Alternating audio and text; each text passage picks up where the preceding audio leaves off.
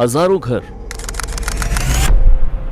करीब 3,500 हेक्टेयर क्षेत्रफल में फैली हुई 80 से 90 हजार की आबादी और दशकों का इतिहास।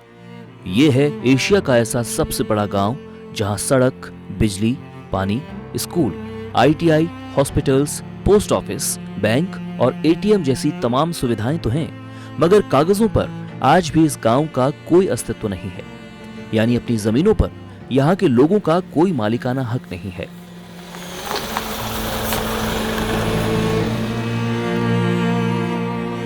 बिंदु खत्ते में कैसे कैसे क्या क्या हुआ, कैसे बताओ पुरानी कुछ बातें। पहले कैसा था, अब कैसा हो गया है?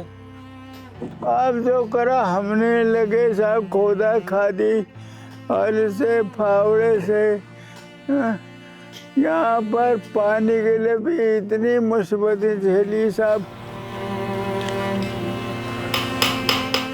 दरअसल ये पूरा इलाका आरक्षित वन भूमि क्षेत्र में बसा है। ऐसे में बिना राजस्व ग्राम बने यहाँ के लोगों को उनकी जमीनों पर उनका मालिकाना हक नहीं मिल सकता। इस कारण यहाँ के लोग बैंक से कोई लोन भी नहीं ले सकते। पंचायती राज न होने के कारण ग्रामीण स्तर पर लागू हो सकने वाली सरकारी योजनाओं का लाभ भी यहाँ के लोगों को नहीं मिल पाता। यहाँ के लोग विधानसभा चुनाव में और लोकसभा चुनाव में वोट तो करते हैं, मगर पंचायत चुनाव में वोट करने का उनके पास कोई अधिकार नहीं है। सांसद निधि और विधायक निधि से ही यहाँ कोई विकास कार्य हो पाते हैं। ये गांव एशिया के सबसे बड़े अनधिकृत या अनरेगुलराइज्ड गांव के तौर पर भी चर्चित है।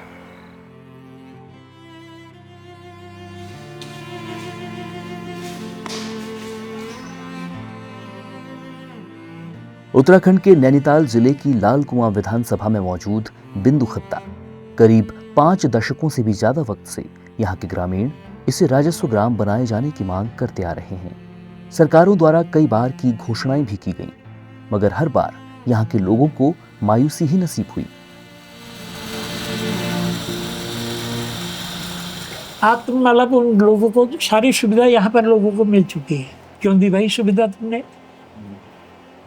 लोग अपने आप हट जाते हैं। जब सुविधा नहीं मिलती तो अपने बच जाते हैं यहाँ से। लाइट नहीं होती, रोड नहीं होते, स्कूल नहीं होते, अस्पताल नहीं होते, कुछ नहीं होता तो लोग अपने आप भागते। जब सारी सुविधा यहाँ पर मिल चुकी है तो अभी इसको राजस्व बनाने में मतलब क्यों आप देरी कर रहे हैं?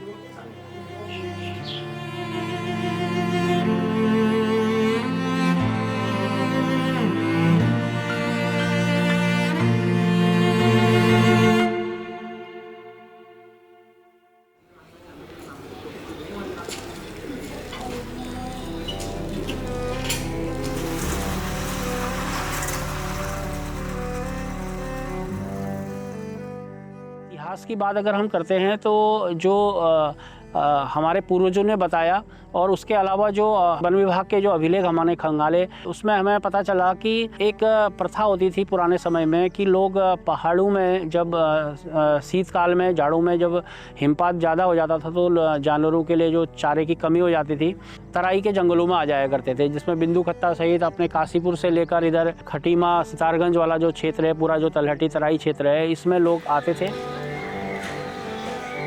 बिंदु खत्ता की पार्टिकुलर बात है तो जो हमको पहला जो अभिलेख मिला है वो 1932 का हमको एक अभिलेख मिला है कि उस समय बिंदु खत्ता के जो लोग थे, बिंदु खत्ता में जो पशुपालक थे, उनकी चराई सरकार ने माफ़ कर दी है। अगर हम बात करेंगे कि चराई माफ़ कर दी है तो इसका मतलब 1932 से भी पहले से रह रहे थे यहाँ पर लोग।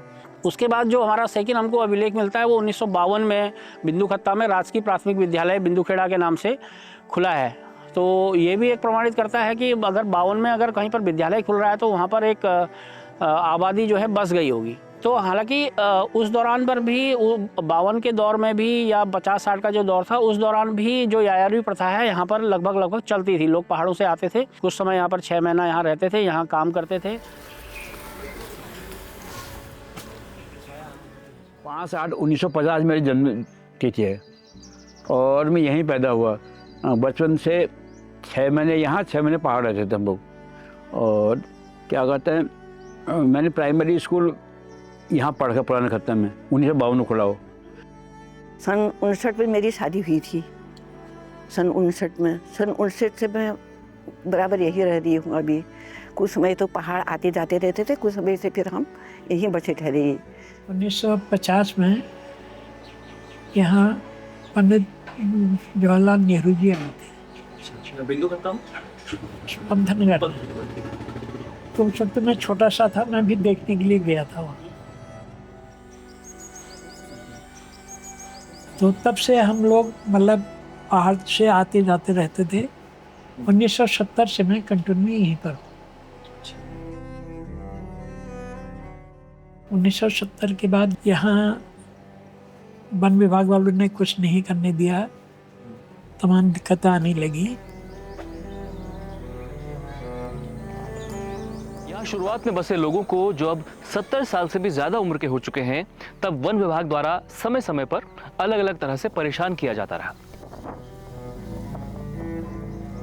पहले सब झोपड़ियाँ थी यहाँ, फिर धीरे धीरे धीरे एक कोई मानसिंह नाम के आदमी थे, उन्हें पक्का मकान लगाया। उनको फॉरेस्ट वाले पकड़ गए, वो पक्का मकान कैसे लगा रहे हो। उन पर मुकदमा हुआ, पता नहीं अभी तक है या नहीं है। कब की बात हो? ये होगा 80-85 बीच का हो, 1900। मकान लगा दिया, का पक्का उन्होंने लिख के दिया, जब ये सरकार हटाएगी इसमें वन विभाग का ऑफिस खोलेगा, वन विभाग का ऑफिस खोलेगा इसमें। तो इसलिए वो मतलब मुकदमा भी किया उन पर। कि जैसे हमने थोड़ी सी भी आबादी की तो वो मतलब हमारे हल बैलों को उठा करके ले जाते थे, काजी हाउस पहुंचा देते थे बैलों को। उसके बाद में हमने फड़ुआ और कुदाल से खोदना शुरू किया, तो वो फड़ुआ कुदाल भी ले जाएं। जंगलात वाले आते थे तो हमारी झोपड़ी को तोड़ के ले जाते थे वो। एक बार ऐसा हुआ, एक थोड़ी सीधी थी, हम वहाँ सुबह गए थे, गाय बच्चे अपने खुली जंगल को, आगे जंगलात वाले अपने ट्रैक्टर लेकर के आगे वहाँ पर जितने भैंसों ने भी बनाए थे अपने छप्पर, उनको भी तोड़ा उन्होंने। अब मैं जो हमारे गाय बच्चों को बांधने के लिए जो दौड़े होते थे, मैं उसमें बैठ गई। मैंने कहा हम तुम्हारी ज़मीन को आबाद थोड़ी करें, अब कोई यहाँ फसल थोड़ी कमा रहे हैं, गाय बच्चे चरा रहे हैं, गाय बच्चों के लिए हम सब कुछ कर रहे हैं। मैंने कहा मैं तो नहीं तोड़ने दूँगी। मैं बैठ गई अंदर वहाँ। मैंने कहा तुम तोड़ो इसको। जब पहले कह रहे थे मेरे से तुम निकलो, बाहर निकलो, तुम बाहर को निकलो, हम इसको तोड़ते हैं। मैंने कहा मैं नहीं निकलती हूँ, तुम जो कुछ करना है कर लो। उन्होंने फिर मेरे हाथ पकड़ के उन्होंने मेरे को बाहर कर दिया। फिर उन्होंने कहा तुम निकलो बाहर। उस समय वन विभाग ने लगातार कोशिशें की और लोगों को हटाने की, दौड़ाने की। जो लोग बसते थे तो उनकी झोपड़ियों में आग लगा दी जाती थी, है ना, उनकी फसलें जला दी जाती थी, हाथियों से रौंद दिया जाता था, है ना। इस तरह के काम भी उस दौर में हुए। तमाम लोगों पे मुकदमे दर्ज हुए। राष्ट्रीय सुरक्षा कानून, मीसा जो कानून था, उसके तहत तमाम लोग बरेली सेंट्रल जेल भी गए। और ये बड़े आंदोलन के बाद एक प्रकार से फिर सरकारों को स्वीकार करना पड़ा कि बिंदु खत्ता का जो अस्तित्व है इसको नकारा नहीं जा सकता है। 1950 से 1960 के दशक के दरमियान तत्कालीन सरकारों ने देश में अलग अलग इलाकों में वन क्षेत्रों को आरक्षित घोषित किया और इस वजह से जंगलों पर निर्भर रह रहे लोगों के लिए अपने पशुओं को चराने के लिए जंगलों में आना जाना प्रतिबंधित हो गया। अपनी आजीविका चलाने के लिए अब ये लोग तराई भाबर के जंगलों की ओर आने लगे और इन्हीं जंगलों में कई लोग पहले से भी निवासरत थे और धीरे धीरे इन लोगों का मुख्य व्यवसाय कृषि और पशुपालन हो गया। यहाँ न सिर्फ कुमाऊं बल्कि गढ़वाल और अन्य क्षेत्रों के लोग भी सालों से रहते आ रहे हैं। लगभग 95% लोग जो है सारे हमारे पर्वतीय मूल के लोग यहाँ पर बसे हुए हैं, जिसमें हमारे सबसे ज़्यादा पिथौरागढ़ डिस्ट्रिक्ट के हैं, अल्मोड़ा के हैं, चंपावत के हैं, बागेश्वर के हैं, हमारे गढ़वाल के चमोली, रुद्रप्रयाग और पौड़ी ज़िले के भी काफ़ी लोग यहाँ पर बसे हुए हैं। यूपी के देवरिया और अन्य कई इलाकों से जो है पूर्वांचल के लोग जो हैं यहाँ पर आए, उन लोगों को भी हम लोगों ने बसाया यहाँ। 1200 परिवार पूर्वांचल का भी अभी यहाँ पर है। और शुरू में यहाँ पर राय सिख वगैरह भी आए थे, तो बाद में जब 84 का इंदिरा गांधी हत्या वो हुआ तो उसमें वो लोग चले गए यहाँ से। बाकी यहाँ जो है कि कुछ ये बंगला भाषी वो लोग भी यहाँ पर हैं, तो वो कम मात्रा में हैं, थोड़ा सा झोपड़पट्टियों में ही वो लोग हैं। बिंदु खत्ता के किनारे रेलवे पटरी से इधर को जहाँ से हमारा बिंदु खत्ता लगता है उसमें वो लोग बसे हैं। जनवरी 1980 में यहाँ पहला मकान बना। बाद में फिर सरकार ने यहाँ सालों से रहते आ रहे लोगों को जमीनें दी, मगर इन जमीनों का बंटवारा सही ढंग से नहीं हो पाया। पहला पक्का मकान खीमराम आए, ये जनवरी 1980 माना जाए, दिसंबर 79 भी हो सकता है। और उस समय खीमराम पार्टी आई है, ये तिवारी जी के आदेश से आए। फिर एक मनीराम आए, जहाँ इनका घर है उधर।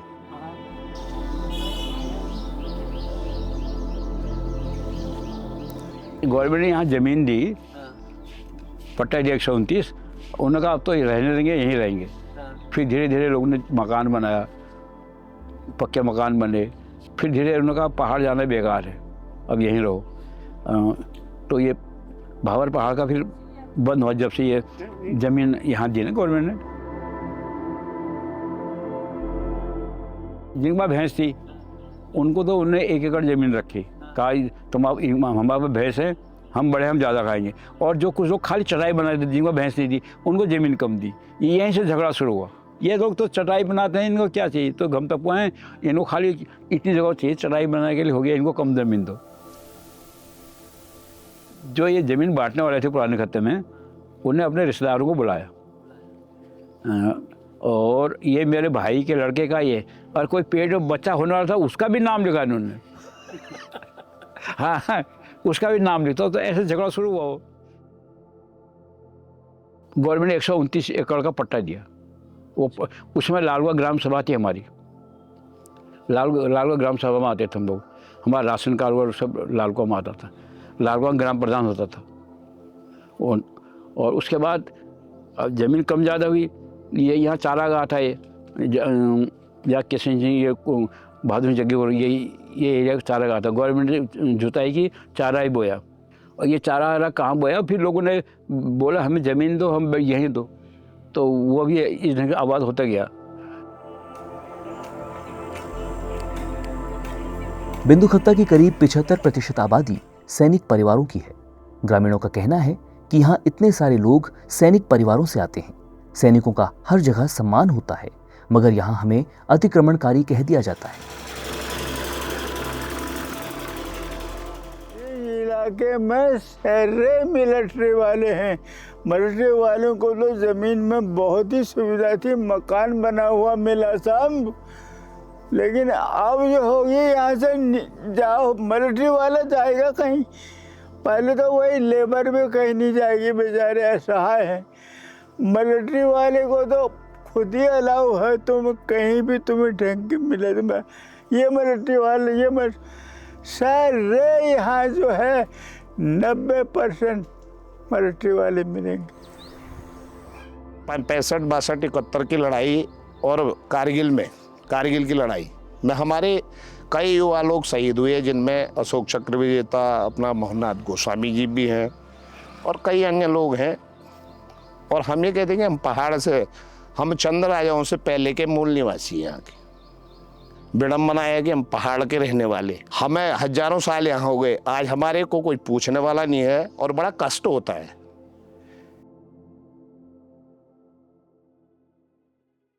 आज बिंदुखत्ता में सड़क, बिजली और पानी जैसी तमाम बुनियादी सुविधाएं तो हैं, मगर इन्हें पाना भी आसान नहीं रहा। यहाँ के लोगों ने सड़क पर उतरकर संघर्ष किया। धीरे धीरे जब कुछ सुविधाएं मिलने लगीं, तो लड़ाई बिंदुखत्ता को राजस्व ग्राम बनाने की हो गई। जंगल आबाद किया, खेती बाड़ी करने लगे, तो उसके बाद हम लोग ज़मीन के मालिकाना हक के लिए नहीं लड़े। हम लोग यहाँ लड़े जैसे बिजली, पानी, स्कूल, अस्पताल, राशन कार्ड, ये छोटी मोटी समस्याओं के लिए हम लोग लड़ते रहे। एक बहुत बड़ा आंदोलन यहाँ हुआ राशन कार्ड के लिए, तो चक्का जाम भी हुआ यहाँ लालकुआ में, बहुत बड़ी तादाद में लोग निकले और पूरा दिन भर संघर्ष रहा, तो उसमें हमें कामयाबी मिली। तो जिला प्रशासन ने हमारी मांग स्वीकार की और तुरंत बिंदुखत्ता में राशन कार्ड मिले। तिवारी जी जब मुख्यमंत्री थे तो एक दफ़े वो यहाँ आए, तो उन्होंने कहा हम इसको वन गांव बनाते हैं। तो हमने उस वन गांव का भी विरोध किया। हमने कहा जब हम वन गांव, वन में ही हमको रहना है, तो हम लोग जो है कि पहाड़ से यहाँ पर आ गए हैं और वन काट करके हमने खेती बाड़ी के लिए बना दिया। हमको जब भी आप दोगे राजस्व गांव ही देना।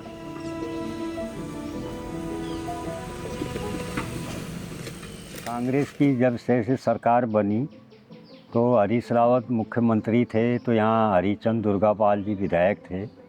तो इन लोगों ने नगर पालिका की बात कही यहाँ, तो हमने फिर इसका भी विरोध किया। नगर पालिका का पूरा गांव में मीटिंग की, बहुत बड़ी रैली निकली। तो नगर पालिका का भी हमने विरोध किया कि पहले इसको राजस्व गांव बनाया जाए।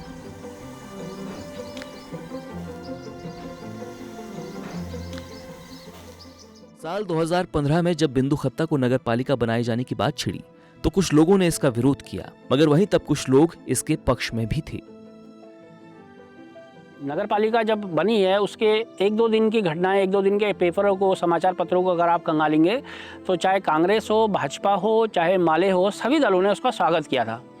लेकिन अगले 1 हफ्ते में ही पता नहीं ऐसा क्या हुआ कि एक पॉलिटिकली वो रहा कि फिर से किसी एक पार्टी को इसका क्रेडिट मिल जाएगा, तो दूसरी जो अपोजिट पार्टी थी उन्होंने विरोध करना शुरू कर दिया और तरह तरह के लोगों को जो है अफवाहें फैलानी शुरू कर दी कि आप जो है ये नगर पालिका बनेगा तो आपको हैंडपम्प में जो पानी निकाल रहे हैं उसका भी टैक्स पड़ेगा, कुत्ता पालोगे उसका टैक्स लगेगा, भैंस गाय का टैक्स पड़ेगा, आपने कहीं गोबर का ढेर एक साथ बना दिया है उसका टैक्स लगेगा, खेतों का सब टैक्स लगेगा। इस तरीके से लोगों को वो कर दिया। तो उससे जनता जो है भ्रमित हुई और लोगों ने जो है नगर पालिका का विरोध किया।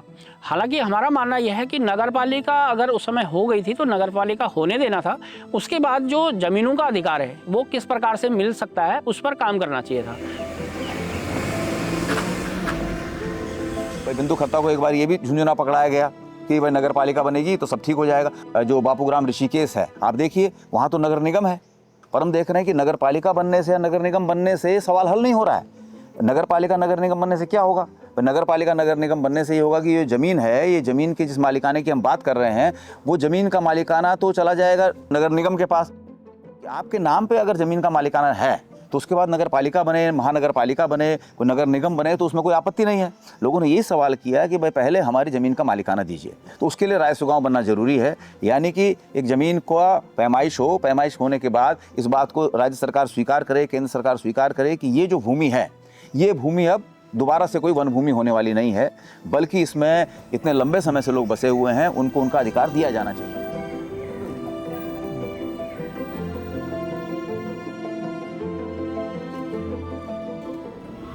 तक हमको भूमि का मालिकाना अधिकार नहीं मिल जाता है तो ये आशंका और ये डर बना रहेगा कि कभी भी हमको उठाया जा सकता है। सरकार भले ही नहीं उठाएगी लेकिन कोर्ट अगर जिस दिन कहेगा तो सरकार को भी मानना पड़ेगा। जैसे कि अभी हम ऋषिकेश में देख रहे हैं, सरकार की मंशा भले ही बसाने की हो, लेकिन जब कोर्ट ने कह दिया तो सरकार के ही कर्मचारी आके वहाँ पर बोर्ड लगा के जा रहे हैं, अपने आरक्षित रिजर्व फॉरेस्ट का बोर्ड लगा के जा रहे हैं। तो वो स्थिति बिंदु खत्ता में भी आ सकती है। तो इसलिए हम ये ना सोचें कि कोई भी हम कितना भी डेवलप कर लें, जब तक हमारे पास भूमि के अभिलेख नहीं है तब तक एक डर तो हमारा बना हुआ है। दूसरा, हमारा जो हमारे लोग छोटे मोटे जो बेरोजगार लोग हैं, जो छोटे मोटे कुटीर उद्योग करना चाहते हैं, छोटे मोटे उद्योगों को लगाना चाहते हैं, उसके लिए अगर कुछ लोनिंग की फैसिलिटी या वगैरह है तो वो हमारी ज़मीनों पर बैंक हमको ऋण नहीं देता है। इसके अलावा कई ऐसे यहाँ पर प्रोजेक्ट हैं जिनको गांव के युवा जो है लगाना चाहते हैं, अपना प्रोफेशनली कुछ नया काम करना चाहते हैं, तो ज़मीन रजिस्टर्ड नहीं होने के कारण वो चीज़ें नहीं हो पा रही हैं। इसके अलावा बिजली की मैंने बात करी, बिजली है तो सही, लेकिन बिजली के जितने भी कनेक्शन हैं यहाँ पर अस्थायी मीटर हैं, क्योंकि वो जैसे ही जब तक राजस्व भूमि नहीं होगी तब तक वो अस्थायी कनेक्शन मिलेंगे। हमें अभी तक स्थायी कुछ भी नहीं है, भले हमें लग रहा है सब कुछ, लेकिन कागजों में वो इस तरीके से उसको वो किया गया है कि वो सब कुछ हमारा अस्थायी है गवर्नमेंट के अभिलेखों में। पंचायत का जो पोर्टल है वहाँ पर हमारे गाँव का एक जो राजस्व का एक कोड होता है वो कोड जनरेट नहीं है, तो उसके कारण से कई सारी ऐसी योजनाएं हैं। जैसे अभी हमारी जो समूह की कार्य लोगों ने समूह बना रखी है, महिलाओं ने, महिला समूह है, उसको वो अपना ही पैसा जमा करते हैं और अपने ही पैसे से अपना वो काम करते हैं। सरकार की ओर से उसमें कोई अनुदान या वगैरह इस टाइप की चीज़ें हमको नहीं मिल जाती। जब इस पर हमने कार्रवाई की, हमने आवेदन वगैरह किए तो पता चला कि हमारे पास पंचायत का कोड जब तक नहीं होगा तब तक ये नहीं हो पाएगा। इसके अलावा आप जानते हैं कि पंचायत चुनाव जब होते हैं तो फिर अभी केवल यहाँ पर सांसद और विधायक का ही निधि से काम होता है। तो पंचायत अगर चुनाव हो जाए तो प्रधान का बजट आएगा, बीडीसी का आएगा, जिला पंचायत का बजट आएगा, तो डेवलपमेंट और तेज़ी से होगा। 18 फरवरी 2026 को बिंदुखत्ता में ही तमाम दलों के लोग एकजुट हुए और वृहद स्तर पर एक बड़ा आंदोलन किया। इसके लिए यहाँ के स्कूल्स भी बंद किए जाने का ऐलान किया गया था। 18 फरवरी को एक बहुत बड़ी विशाल रैली हुई, है ना, उसमें पूरी जनता उमड़ के आई। तो उसके खिलाफ यहाँ पूरी भारतीय जनता पार्टी ने, विधायक ने प्रचार शुरू कर दिया कि भाई उस रैली में मत जाओ, हम तो 25 तारीख को करने वाले हैं, कैबिनेट में ले आएंगे, रैली में मत जाइए। बाकायदा वीडियो जारी किए उन्होंने।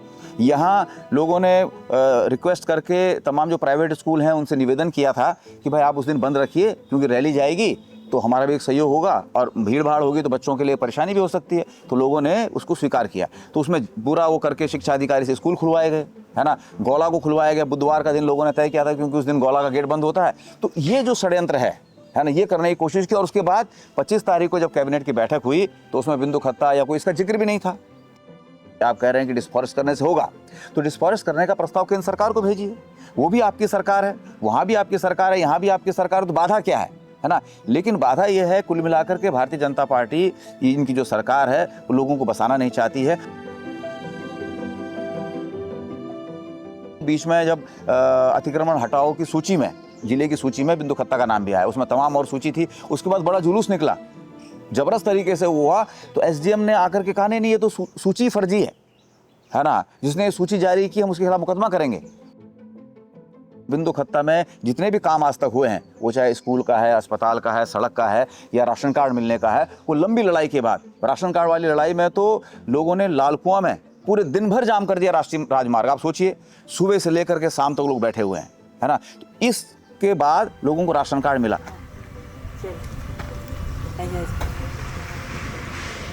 आज़ादी के बाद भारत में औद्योगिकीकरण और शहरीकरण की रफ्तार बढ़ी। 1951 से 1980 के बीच लगभग 43 लाख हेक्टेयर वन भूमि का उपयोग गैर वानिकी कार्यों के लिए किया गया। इस अनियंत्रित कटाई को रोकने के लिए एक सख्त कानून की जरूरत महसूस हुई। इस तरह 1980 में वन संरक्षण कानून बना, जिसके बाद देश भर में राजस्व ग्राम बनने बंद हो गए। ऐसे में इन जंगलों में सालों से रहते आ रहे लोगों का सरकारों द्वारा दमन भी किया जाने लगा। अब वन भूमि या वन क्षेत्रों में सालों से रहते आ रहे लोगों को उनका हक मिले, इसके लिए 2006 में भारत सरकार ने वन अधिकार अधिनियम लागू किया। जब ये यहाँ के विधायक डॉक्टर मोहन सिंह बिष्टी जी बने तो इन्होंने वनाधिकार 2006 के तहत बिंदुखत्ता को राजस्व गांव बनाने के लिए कमेटी का गठन किया।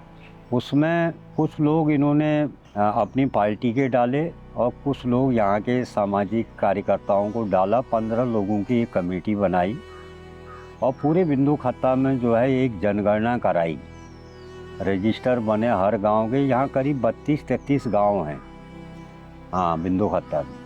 तो उन गांवों का जो है एक रजिस्टर बना, उसमें मुखिया का नाम लिखा गया, दस्तखत कराए गए और कितने सदस्य हैं ये उसमें लिखा गया। उसके बाद जो है खंड समिति बनी, तो उसमें डेफू साहब होते हैं, एसडीएम साहब होते हैं और 2-3 और लोग होते हैं। तो खंड समिति से मैं वो उसको रखा गया। तो सरकार होने के नाते विधायक जी ने खंड समिति से इसको पास करा के जिला स्तरीय कमेटी में रख दिया। बिंदुखत्ता वन अधिकार समिति के सदस्यों का कहना है कि इस मसले का हल FRA यानी फॉरेस्ट राइट एक्ट से ही हो सकता है, मगर वहीं भाकपा माले इसके पीछे की अहम वजह स्थानीय नेताओं की राजनीतिक इच्छा शक्ति में कमी को बताती है। 2006 में वन अधिकार अधिनियम आया है, उसकी परिभाषा में ही ये लिखा गया है कि वन विभाग के द्वारा या सरकार के द्वारा वनों को आरक्षित करते समय ऐतिहासिक अन्याय किया गया है। ऐतिहासिक अन्याय यही था कि आपने वन भूमि को, वनों में जो पीढ़ियों से लोग रह रहे थे, उस भूमि को वन विभाग को दे दिया, रिजर्व फॉरेस्ट कर दिया, लेकिन वो लोग जो वहाँ पर रह रहे थे आपने उनकी व्यवस्था नहीं की। तो वन अधिकार अधिनियम 2006 में इसको लिखा है ऐतिहासिक अन्याय हुआ, और ऐतिहासिक अन्याय के निवारण के लिए ही वन अधिकार अधिनियम लाया गया है। 2 प्रकार के दावे होते हैं, 2 प्रकार की कैटेगरी होती है। एक ST के लोग होते हैं, जनजाति के लोग, और दूसरे जो शेष जो अन्य जातियां हैं उनको OTFD कहा गया, अदर ट्रेडिशनल फॉरेस्ट ड्वेलर्स कहा गया है, अन्य परंपरागत वन निवासी। तो अन्य परंपरागत वन निवासियों में हमारे सारे लोग आते हैं। जैसे कि मैंने आपको पहले भी बताया कि हमारे बिंदु खत्ता में सारे पर्वतीय समाज के लोग हैं, और पर्वतीय मूल के जो लोग हैं आप जानते हैं कि वहाँ पर वो राजस्व भूमि में रह भी रहे हैं तो वो डिपेंडेंट जंगल पर ही होते हैं।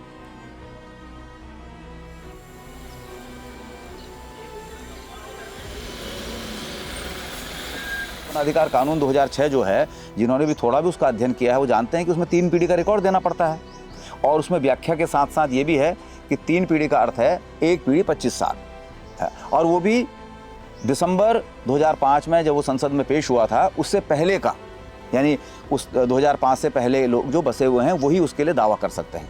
तो विधायक जी ने साहब इस उसमें यहाँ लोगों को फंसाया, और फंसाने के बाद करीबन 3-3.5 साल तक ये चला है ना। लोगों ने दावे भी पेश किए, दावे खंड स्तरीय समिति से लेकर जिला स्तरीय समिति से लेकर के राज्य तक पहुँचे भी, और फिर वो वापस भी आ गए आपत्तियाँ लग करके। और आपत्तियाँ वही थी कि लोगों के जो दावे हैं उसमें अलग अलग दावे नहीं हैं और उनके प्रमाण भी उपलब्ध नहीं है। तो अब यहाँ सरकार भी और विधायक कह रहे हैं कि नहीं इससे तो नहीं होगा। इससे पहले जो हमारे DM थी उन्होंने जो जिला स्तरीय वनाधिकार समिति की बैठक में इस चीज़ को माना, और ये सारे तथ्य भी वो उन्होंने रखे। लेकिन अब पता नहीं आगे अब सरकार की मंशा क्या है कि वो जो है जो पुराने DM ने जो चीज़ स्वीकृत कर दी उसको दोबारा से जो है पुनः परीक्षण की बात कर रहे हैं, उस रिपोर्ट को पुनः परीक्षण की बात कर रहे हैं। और ऐसा क्यों हो रहा है ये हमें पता नहीं।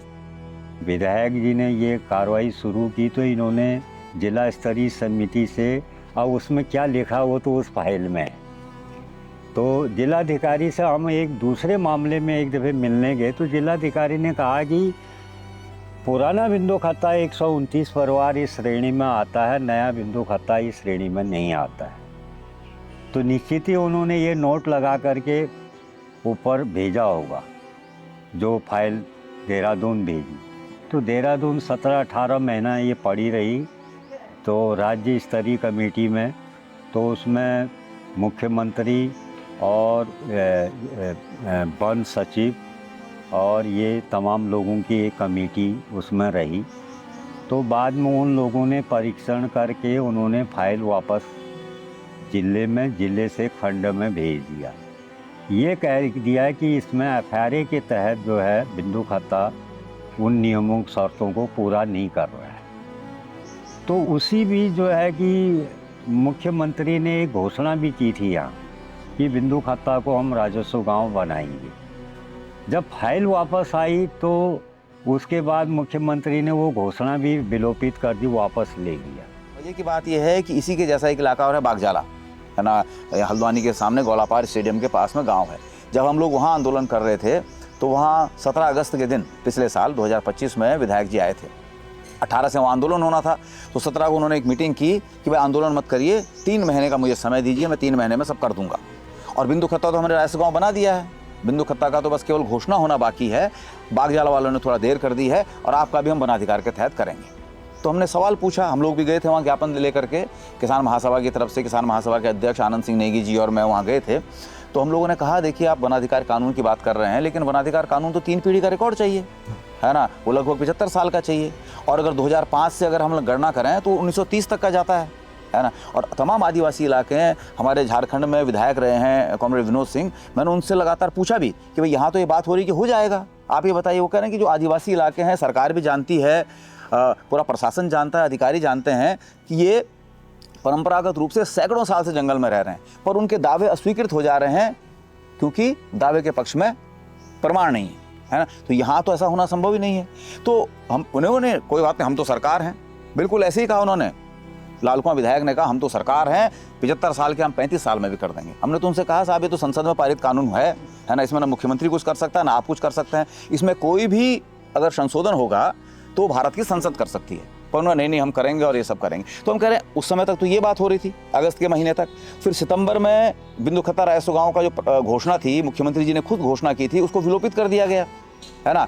उसके बाद से अब विधायक जी कह रहे हैं नहीं साहब ये इससे नहीं होगा, बल्कि डिसफॉरेस्ट करने से होगा, निर्वनीकरण करने से होगा। तो हम तो कह रहे हैं कि भाई सरकार को अगर मंशा है तो वो जिस भी रास्ते से करती है वो करे। ग्रामीणों की मांग एक ही है कि बिंदु खत्ता को जल्द से जल्द राजस्व ग्राम बनाया जाए। मगर यहाँ भी कुछ लोग आपस में बटे हुए हैं। ग्रामीणों का कहना है कि अगर सभी दल इस ओर एकजुटता के साथ प्रयास करें तो ये मामला जल्द सुलझ सकता है। वन अधिकार अधिनियम की अगर हम बात करें तो ये मनमोहन सिंह की सरकार में 2006 में लाया गया और उस समय जो कम्युनिस्ट पार्टी है ये भी सरकार में जो है इनका पार्टिसिपेट था।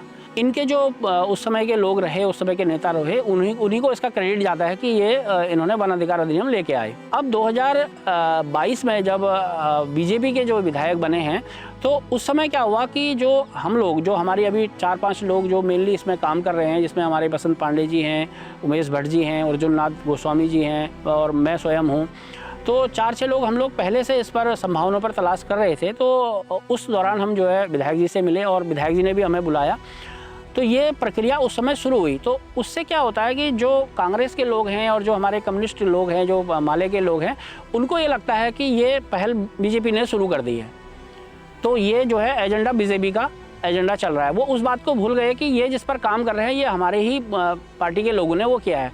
तो इसलिए वो अब वन अधिकार अधिनियम से जो ये प्रक्रिया हो रही है उसको सपोर्ट नहीं करना चाह रहे हैं पॉलिटिकली। जो अभी इनका जो देहरादून में जो आप बता रहे हैं वहाँ पर इन्होंने कहीं पर भी इन्होंने वन अधिकार अधिनियम का नाम नहीं लिया और ये एक प्रोसेस जो पहले से चलती थी उस प्रोसेस के तहत राजस्व ग्राम बनाने की मांग कर रहे हैं, और जो कि बिल्कुल हो नहीं सकता, संभव ही नहीं है। उस जो पुरानी जो प्रोसेस है, पुरानी प्रक्रिया है, उसमें जो भी राजस्व भूमि वन भूमि होती है उसको राजस्व भूमि में बदलने के लिए जितनी भूमि आपके पास आप को राजस्व करनी है, वन भूमि से राजस्व करनी है, उतनी ही भूमि आपको दूसरी जगह देनी पड़ती है और उस भूमि में वृक्षारोपण का खर्च आपको देना पड़ता है।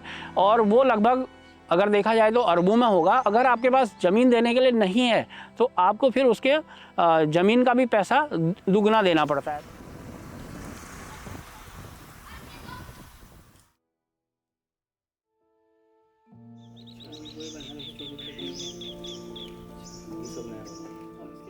हमारे सब लोग साथ हैं और सबका यही मानना है कि राजस्व गांव होना चाहिए। अब उसमें भारतीय जनता पार्टी भी कह रही है राजस्व गांव होना चाहिए, कांग्रेस भी कह रही है, माले भी कह रही है, और हमने इसका जीता जागता एक उदाहरण अभी जो हमारी रैली हुई थी उसके माध्यम से हमने देने का प्रयास किया।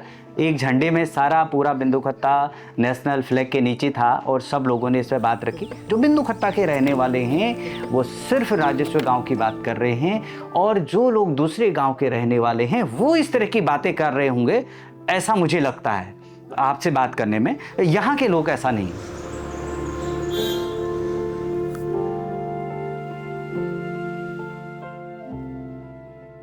65 में रिजर्व फॉरेस्ट डिक्लेयर हुआ था, तो वन कानून के हिसाब से बड़ा लैंड पार्सल है और जो फॉरेस्टेशन हुआ था तो उस वजह से उसमें जो वन कानून है वो प्रभावी ऑन पेपर्स तो हैं ही।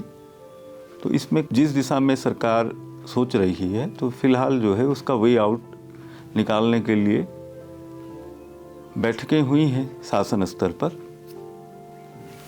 तो आगे से मतलब पॉसिबिलिटीज है कि ये हो जाएगा? अभी कमिटमेंट तो हायर लेवल पे ही कोई दे पाएगा।